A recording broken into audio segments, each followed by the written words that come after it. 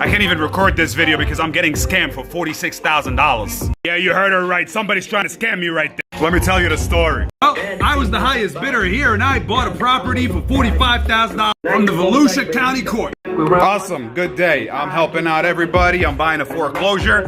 I'm gonna get a property. I get the certificate in the mail when the judge stamps it. I get a letter in the mail by these people right here trying to tell me that I owe them $64,000. Telling me this is a communication from a debt collector. Habibi, I never borrowed a dime from nobody. I owe nobody no money, baby.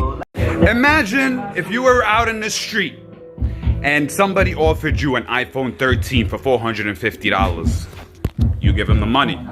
You go back home, you put your SIM card in, and Verizon tells you, no, that's locked. It still has $700 left to pay on it, and we're not gonna, get you in that fucking phone. You go talk to your friends, you tell them, look guys, what I did, I bought this phone for $450. They ask you, who'd you buy it from? Oh, the crackhead down the street.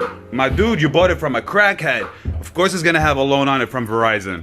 So it's either that the court did something completely wrong because these people telling me that they're the senior lien holder and they should be paid first, or these people are just a bunch of scam artists over here and we need to find out what's going on.